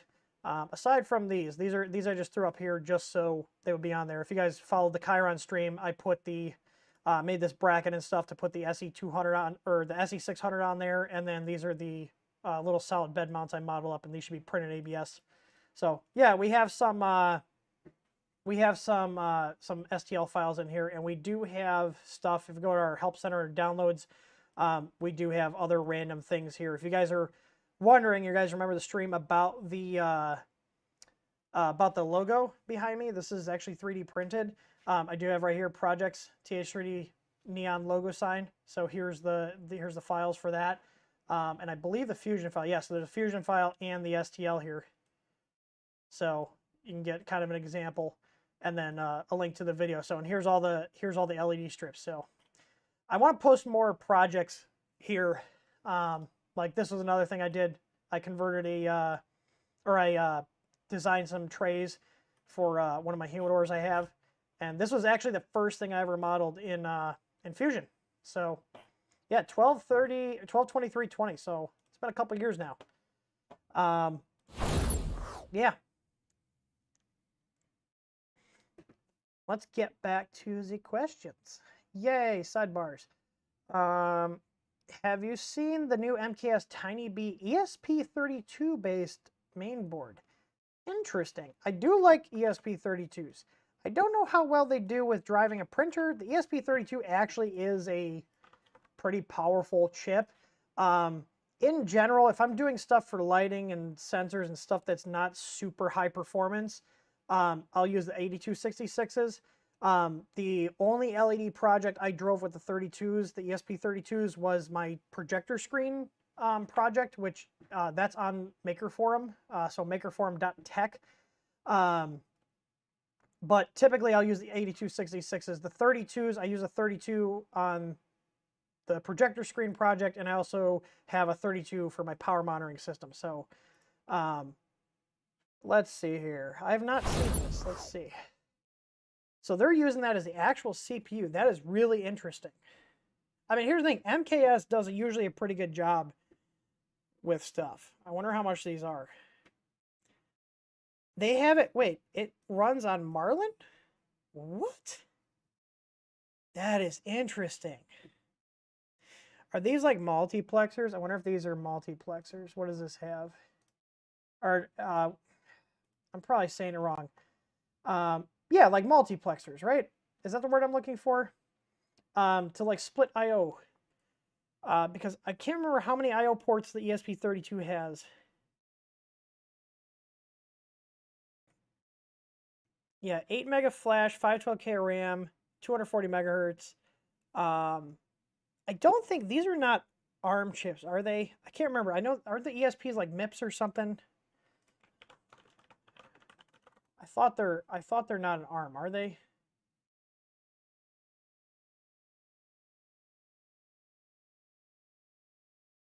Oh, it's a RISC. It's a RISC process. I was saying, I didn't think it was ARM. I'm surprised Marlin runs on it. That's pretty cool. Trying to see if I can get a higher res photo because I want to see what those chips are. Do they have the BOM and everything on here?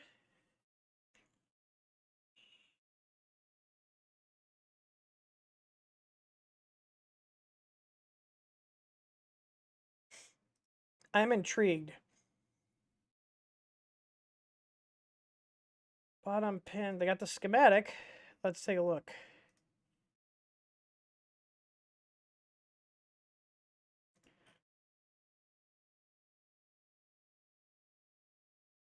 They don't have the BOM though. So here's the ESP32. Oh, okay, that's what these are. Interesting. So those little chips here, I can't remember the term, but basically they're talking over just a couple of I/O pins. That's a neat idea. What is this? Ice squared C? Is that what it's called? Yeah, these little chips you can see here, like they're getting 1, 2, 3, 4, 5, 6, 7 more IOs. Oh, and they're chaining.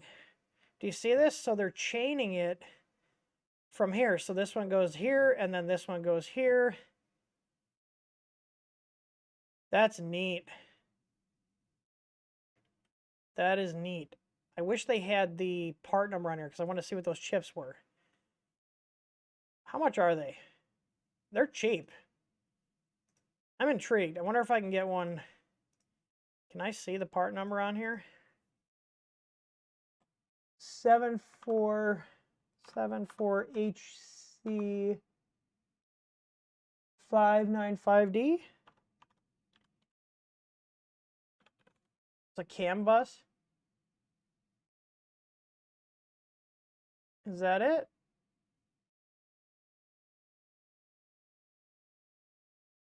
Oh, it's a shift register. Interesting. Very interesting.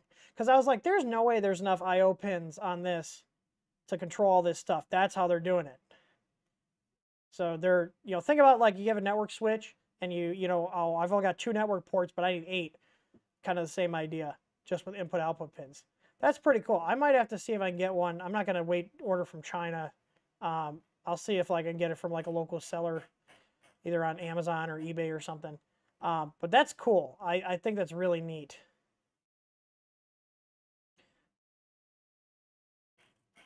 I like that. Let's see. What does their promo video say?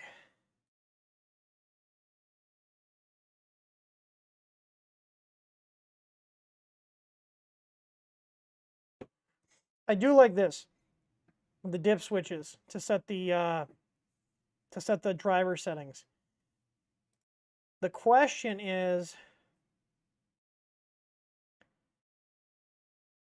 do they have UART? So here's the thing. Here's the thing that stands out to me. So on TMC drivers, you usually have, you know, like 2 extra pins here. So like, for example, so there's usually 2 extra pins here for the UART. You probably could get UART working on this. It looks like we got some extra pins here, like maybe 2 extra pins here. Like looking at this, for like a basic build, this wouldn't be bad.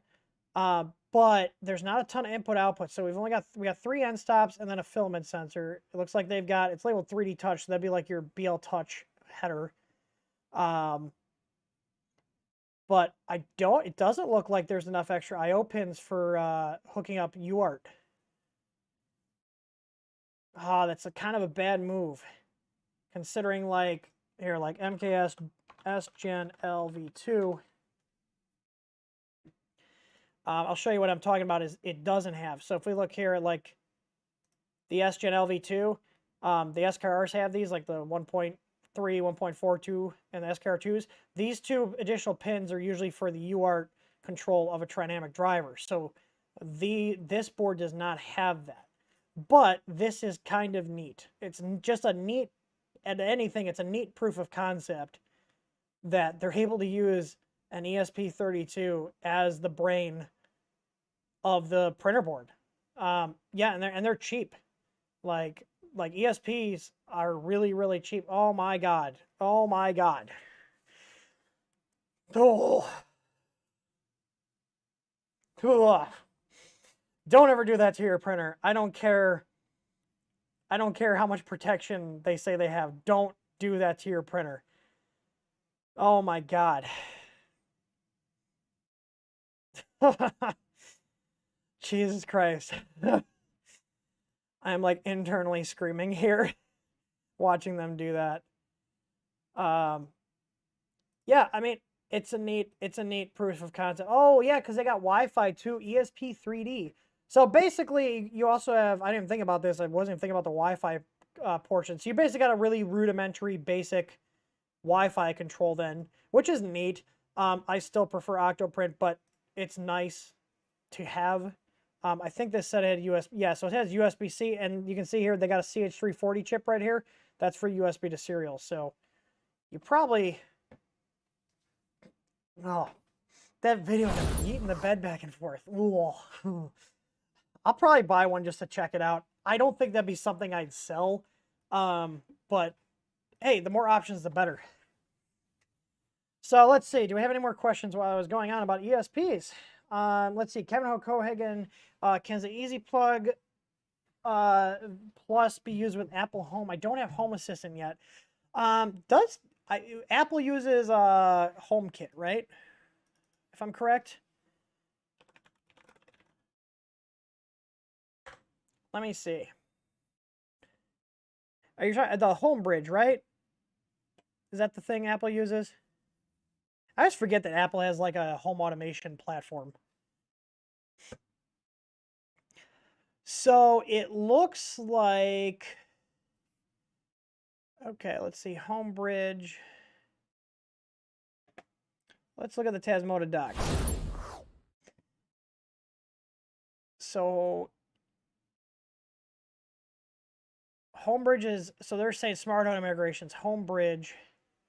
I don't see HomeKit here, but they're saying Homebridge is a Node.js server which emulates iOS Apple Home or HomeKit API to support non-native devices like Sonoff and Magic Home devices. Tasmota compatible plugins have been developed. Okay, so what this is telling me is no, Tasmota itself on a firmware level does not support HomeKit, the HomeKit protocol. But it looks like if you run like Homebridge, which I feel like I might have messed with at some point. What does this run on? So it looks like you can put it, oh here, official Homebridge Raspberry Pi image. This is probably what I would use, but honestly, if you're going to, oh, there's my motion sensor. Hang on, watch. turns all my lights back on. If you're gonna go through the trouble of setting up a Pi for Homebridge, I would just put Home Assistant on it. But it looks like here you can also run it on Windows 10, on Linux, Mac OS. So you could do that if you have a computer that's on all the time. You could do this as a stopgap. So it looks like you would have the plug talk to Homebridge, and then Homebridge would talk to your Apple home automation thing, if that makes sense.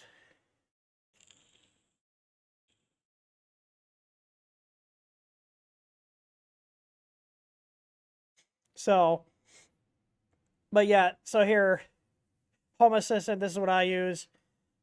It's really easy to integrate with Home Assistant. But yeah, so there are ways to bridge things. So like when you're getting into the automation stuff, there's usually a way to like make things do other things. Like for example, you know, like I'm an Android guy, but I have a lot of Chromecast stuff. But my girlfriend Krista has an iPhone. Now you can cast from certain apps on the iPhones, but so like with Home Assistant, which I really like Home Assistant. So you see, I got a bunch of plugins. I got some updates apparently too. Like right here, this is really cool. I don't know if you guys are aware of this, but this is a plugin for Home Assistant that will make your Chromecast devices show up as an Apple AirPlay device. So like there's like cool little things like this that the community's made to like bridge the gap between different platforms. So my whole thing is like literally, and I'll show you how many devices I have. So this is my home. I have two Home Assistant instances. I have one for my outbuilding and I have one for here. These are all the entities I have in my Home Assistant. So I have 829 entities in here. Oh, there's some that can't be selected, but I have a lot of devices in Home Assistant. Probably too many. I don't want to talk about it. I didn't realize this thing was this long. But it is. So yeah, I've got a lot of devices here. So anyways, yeah, there's usually always ways to bridge the gap between stuff. So if you'd want, so like that's the one limitation I would say of like a local only control device like our Easy Plugs. I don't mind it. I want local only. But if you're trying to integrate with like more cloud stuff, like these do have what's called a Wemo emulation mode. So they show up as like a, I think Belkin Wemo plug. You can integrate directly with Alexa. But like I can't plug this in and have my Google Homes directly talk to this. So in my home automation setup, all of my devices talk to Home Assistant. And then my Google Homes talk to Home Assistant. So when I tell, you know, hey, turn on my logo light behind me, Google sends a request to Home Assistant, and then Home Assistant sends a request to the plug. So Home Assistant's kind of my broker between everything. So, but yeah. I don't know if Wemo integrates with Apple stuff. I've never touched Apple's home automation platform ever. So I don't have any Apple devices. So let's see. Vincent, you are late to the stream. The micro probes are in the works. I'm literally just waiting on them to come in. Michael Hunt, hope you're well, bro. Need to catch up soon. I am. And we do. You have me on Telegram. Message me. Major Geek, any plans for Voron 2.1 or 2.4 parts, etc.? We actually have had internal discussions about Voron stuff, and the consensus is we'd like to, but we're honestly worried about how much support would be involved in it. The amount of support cost, because whether certain people like to think about it or not, I have to pay people to do tech support, so that adds cost to products, and I feel like it might be not worth it to carry that kind of stuff just because of the amount of support that would be involved. Because there is this, like, I don't know what the word is for it, but like when people buy these parts from like the Chinese sellers, they're assuming they're not getting any support, so they're probably not even going to try. Whereas we're known for our support, so like regardless if we say, hey, we're just selling you parts, people still demand support, and then if they don't, they get really crappy with us, and it's not worth it. So yeah, like we literally do support on everything we sell. So yeah, the Voron stuff, because it's very, very DIY, makes me very apprehensive to do it, because I don't think it would be worth it given how complex those builds are. So, and there's already enough people I've seen that are building them that have no business building them, that are also then not willing to read the documentation, because the Voron documentation is pretty good. I've seen it. So yeah, that's where we're at. Let's see. Tim Webster said, just recently my Soval SVO3 started dragging across the infill and causing a scratch on each layer of the infill. What are the possibilities causing this? I would go over all the mechanicals, because you could have something that just loosened up. Even the hot ends loosening up is a very common thing that I always forget about, where like this literally came up this morning. Sean was working on one of our ABS printers that had been having weird print quality issues, and we took it apart. The hot end screws were not holding, so the hot end was like this. So, yeah, I would check about mechanical, different mechanical issues, because if your printer's got stuff that's loosening up, like the wheels are too loose, usually it's a wheel or even a frame thing, it can cause it to drag across the infill. The other thing you do is set in your slicer a Z-hop. So what that means is before it goes to do a travel, it'll retract the filament, move the nozzle up a little bit, and then come back down. That's usually what I do if I have issues with it scratching the infill. But I haven't had that happen in a while, to be completely honest. Spasmatic, have you seen the 3D printing document on Netflix? It's a few years old, but they talk about 3D printing guns. I have not. Or maybe I have. Is it the literally, is there a new one? Like relatively new? I watched one back in 2019. Would that have been, or 2018? 2018? 2019? It had like FormBot and stuff in there, and like MakerBot. It was a good one. I think so. I don't have Netflix. I don't watch too much like content. So yeah, it's been a while. I don't even remember them covering that. I know it can be kind of a taboo topic for some people, and I get it. I don't have a problem with it. You know, I'm very much in general like let people live their lives. Let's see, Edwin, printing question. Between the purge line and the print, I have a lot of filament buildup due to oozing on the nozzle. It messes with the first layer. You have a carrier setting to fix that. So if you get oozing, and I'm assuming you've cleaned the nozzle before and it just keeps oozing out, the main thing would be to up the retract. I also forgot we were streaming out to. Are we connected still? It says we're connected.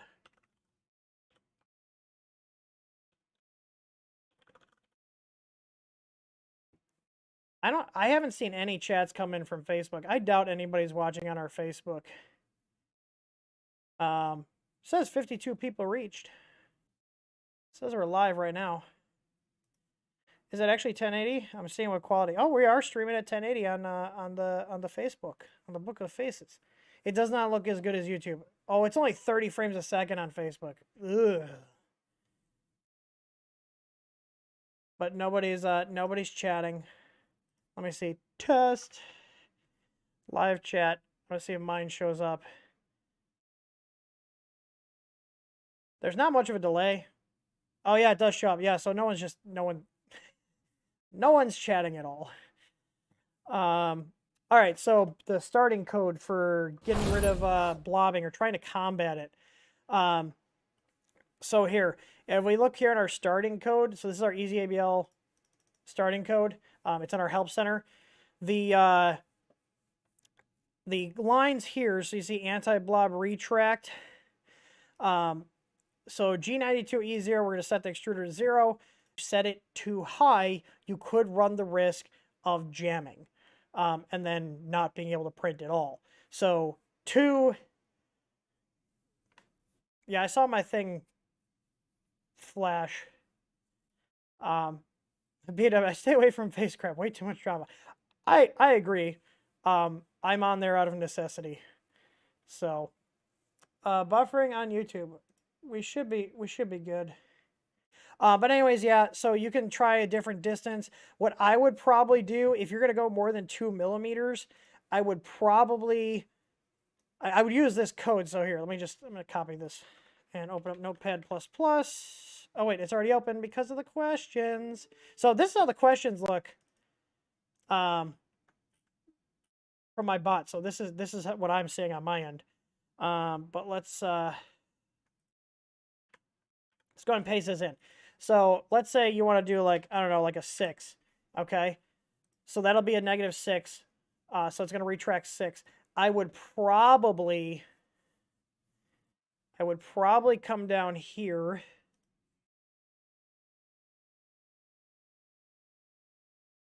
and put an extrude really quick right before the purge.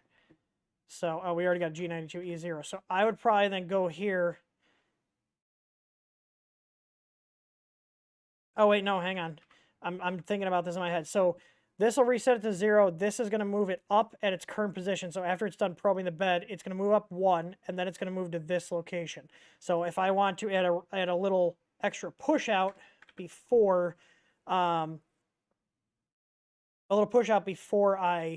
do the purge line, I would set this like E5. So right between these two lines here, this is going to push it back 5 millimeters. So it's going to move this up. Oh, wait, no, hang on. I screwed it up. So this is just a Z1. So this move Z to 1. And then we're going to travel. So here's a travel move. So let's do this. There we go. So this will push the 5 millimeters out before it draws the first line. So this moves the Z up 1 after the probing. And then this moves it over to X 0.1 Y20, and then we're going to go ahead and reset the extruder, tell it to push 5 out. So now remember, we retracted 6. Now we're telling it to push 5 out, and then we're going to reset it again, and now we're going to do the purge line. So that's what I would do.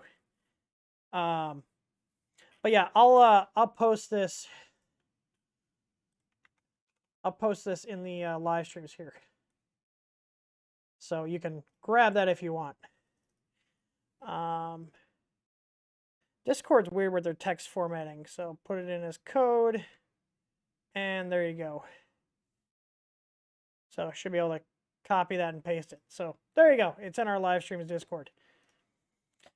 All right, I'm going to answer a couple more questions, and I did not realize that this is... Oh, wait, it says live is only 3 minutes. I know we've been streaming for longer than 3 minutes. Yeah, something happened. I'm wondering if it's the multi-stream that's having issues, but either way, let's go through a couple of questions here. Todd Shinsler on Facebook. Feel better, I'm chatting. Well, I'm glad somebody's watching it. It doesn't cost us anything really to stream out to this other to the other platforms. I know the more reach we have, the better. All right. So that was his. Is Krista hangout stream again soon? Maybe. Maybe I will. No, not tonight because I can't stream and record videos, and I need to record videos tonight. Mad Kid, you started Voron for Dummies site. No. Travis Barnes, any major things to be aware of when installing EasyBoard V2 in place of the stock CR10S board? Not really, just follow the directions that are on the website. The directions are very good, and if you have questions, ask our support team. That's what they're there for. Use them. And we'll actually get back to you. The instruction, John Scott says, the instruction for Easy ABL recommend hardwiring straight to the power supply. Would it work to wire it into the always-on connection on the Easy board instead? You can wire it to any always-on connection. So, like, on the Easy board. So, I've on other boards, I've, put the wires in with the main power input terminal, but on, like, our Easy boards and, like, the Creality boards, these two first headers here are always on. So, it just passes through. It goes through the fuse and then passes through. It does not pull a lot of current. It's literally like less than 0.1 amps, if that. I think last time I metered, I was like 0.05 amps of draw. it does spike a little bit when you first turn it on. I think it goes up to like 1 amp for like half a second because it charges the little capacitor on the board.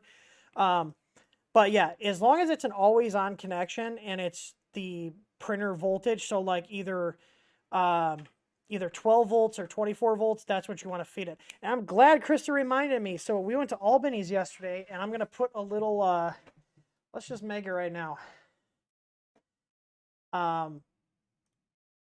I love Albany's. How many of you guys have a candy from Albany's?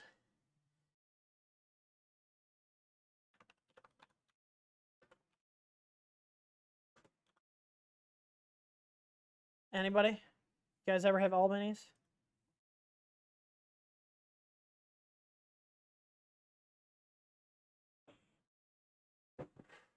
So I'm going to put these on the site. Honestly, if people want these, I will absolutely just go pick up a case of them. So I bought these. They're like 25 cents a piece in store.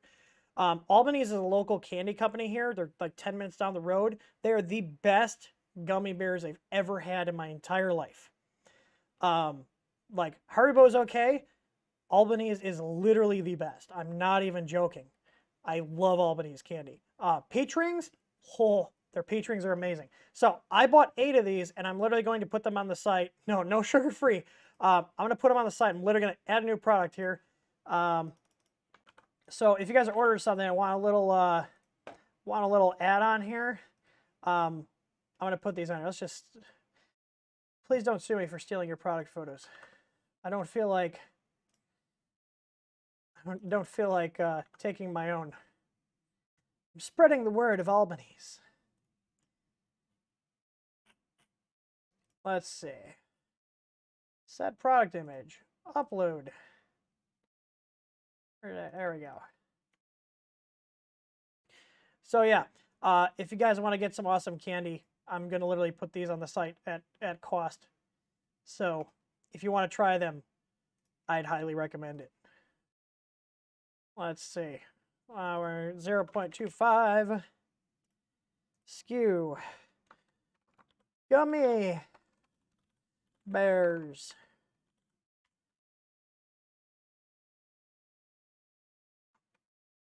Manage stock. 8. I don't know whether they're half an ounce. I don't know. What are they? Oh, 0.75. I'll just put 1. And it's like 3 by 3 by 0.5. What category should I put these under? Just put under all products for right now. I think that's all. I got my SKU. I got my quantity. Shipping. I think that'll be it. Let's put tags. Gummy bears. Candy.